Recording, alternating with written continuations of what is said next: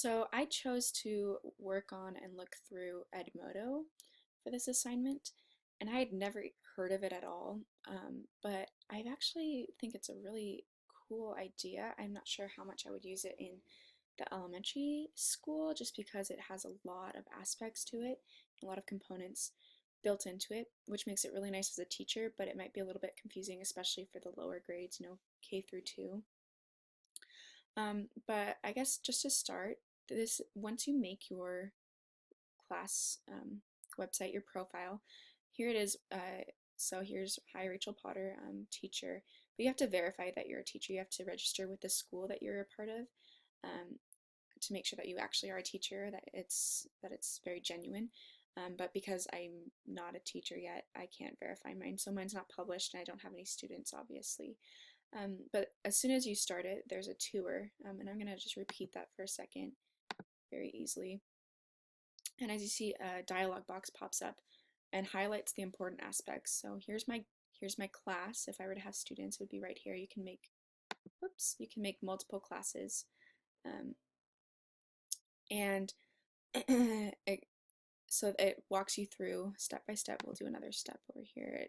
This is like your main communication bar with all the different tools that you can use that are a part of that for communicating with your students and engaging your students, as it says right here.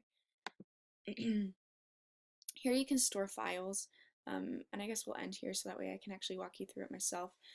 But it's a really in-depth tour, which makes it very user-friendly for the teacher. And I would assume that the students is just as in-depth, but just because with younger grades it does get a little bit more complicated. This might be a good thing for parents or higher level students. It reminds me a lot of Canvas or Learning Suite in that you can post assignments and quizzes and have a lot of your things online and track student progress right here. You can track your student progress. I don't have any students, so you can't see, just like Learning Suite does, and have it be in your grade book. So you can type notes to your students and then send it to a group of students or one student in particular or another teacher. Kind of like an email, which is cool. Same with the alert, and it's a 140 characters max, so kind of like a tweet. And then you can load assignments and have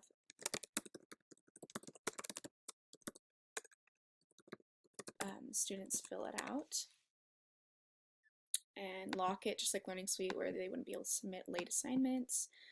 So it's very similar to that.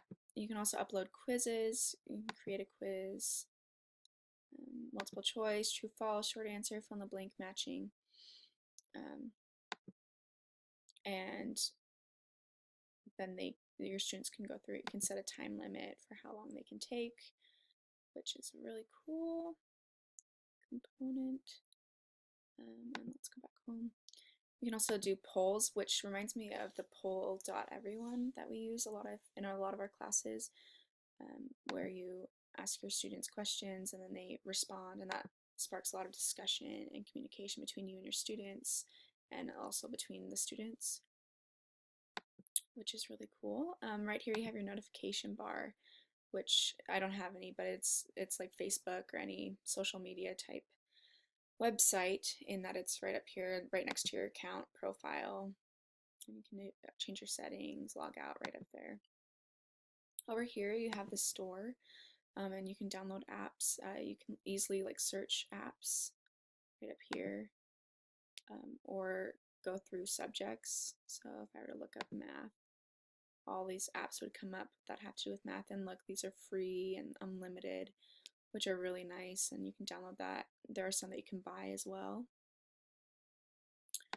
So it's a really comprehensive website. Over here you have a planner or calendar that you can use, which is awesome because I like to have all of my things in one place so I don't get disorganized. Over here, this is a really awesome aspect to this. This is your library, and you can upload your resources. Here I've uploaded one of my previous guided reading homeworks, and you can just store it all right here. You can put it into folders and organize that. Hopefully this will load. And make different folders for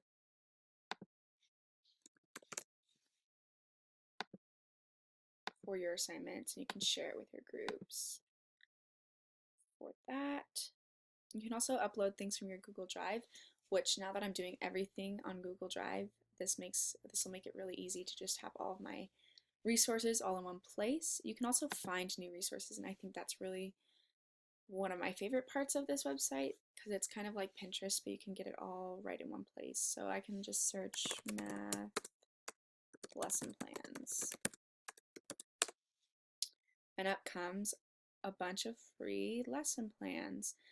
And just like any lesson plan website, there some are better than others. But I thought that was interesting and different than other websites I've seen. Let's go back home. I think I've pretty much covered everything.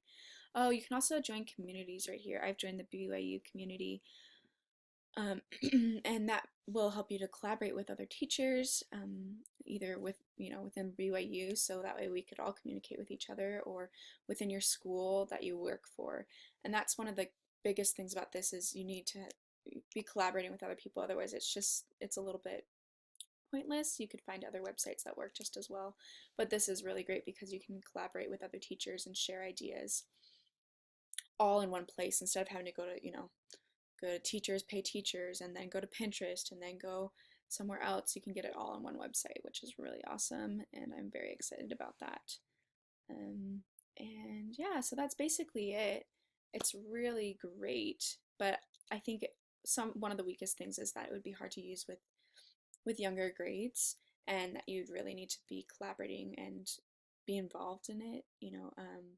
If your school wasn't involved in this website, it might be a little bit not as effective, I guess you could say, just because you'll be collaborating with yourself and these random strangers up here.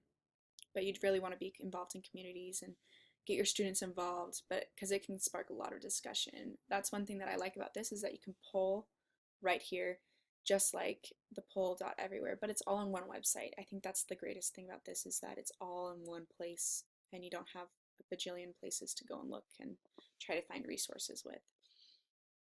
Some of the strengths, I think that's my favorite part, is the collaboration part, and all of the components all in one place. But like I said, it might get a little bit confusing for some students. I think that this is a really effective website to use maybe in high school, middle school, or the upper grades, but you wouldn't be able to use it to the best of your abilities with the K through 2 grades. I guess if you worked with them a lot on it, you could probably make this work.